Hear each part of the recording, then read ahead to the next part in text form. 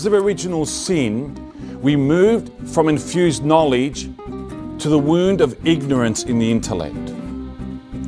And because of original sin, we moved away from integrity to a disintegration, a disharmony, a disconnect between the body and the spirit. And if you don't believe in that, well, you're not a human being at the moment.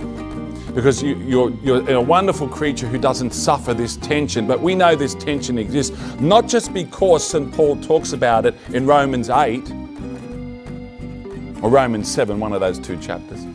Okay? Not just because he talks about it, because we experience it every moment of our lives.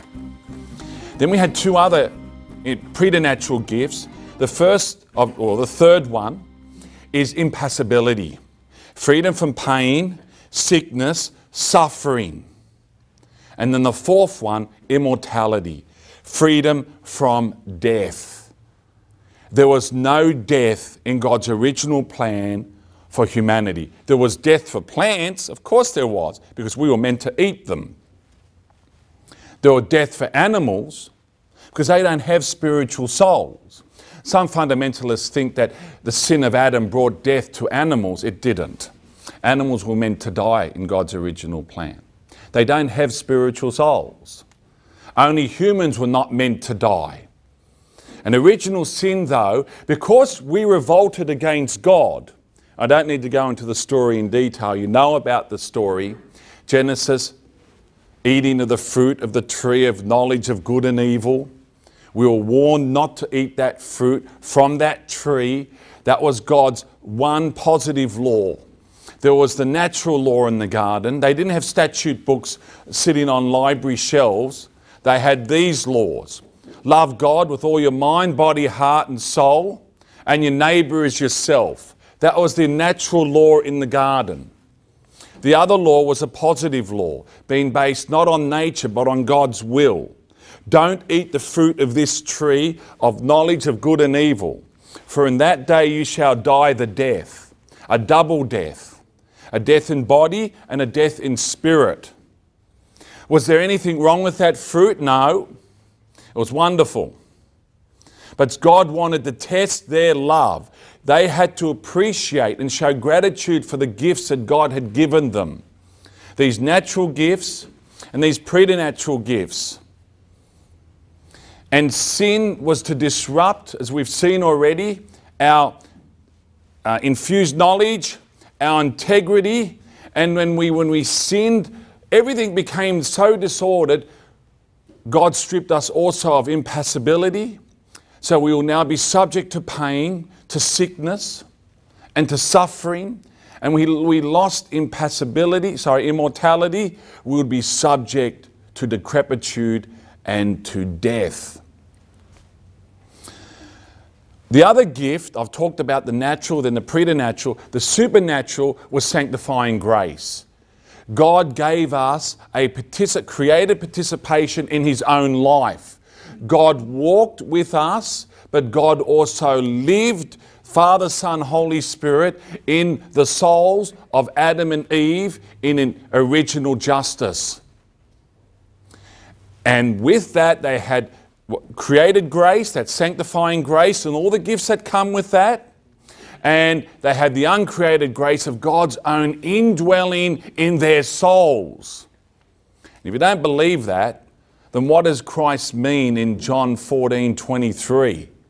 If you love me, my Father will love you, and we will come and make our abode in you. The life of the Blessed Trinity in us. Christ is talking about a restoration of something that was lost. Now, before sin, when we had all these gifts, what was meant to be the final end of humanity? Were we just going to populate and flood the earth with people until people were hanging off, falling into space because there's no more room left? Well, this is my theory. The theory was that the garden was originally limited in size, in physical extent. But in other words, it was anthropological. It was just suited for the human population. But as the human population was to expand, because God commanded, be fruitful and multiply, that garden would have expanded with the expansion of humanity. But we were to only live on earth for a limited time. We'll grow in knowledge and in wisdom through experience, etc. We'll also grow in grace and holiness with every good work we did, every love we did in grace. And when we reach a certain level of holiness, as ordained by God, then each individual would have been assumed, body and soul, into heaven. We would have left the earth without pain, sickness, suffering, decrepitude, or death. We would have been taken to our final destiny, which is the vision of God face to face in heaven. So, that was the original picture.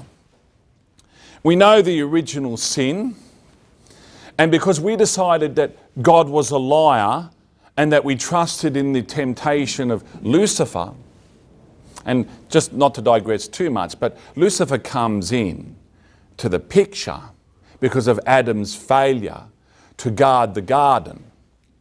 He ought to have known that Lucifer was an intruder, and he had the knowledge to understand that what Lucifer was proposing was a lie.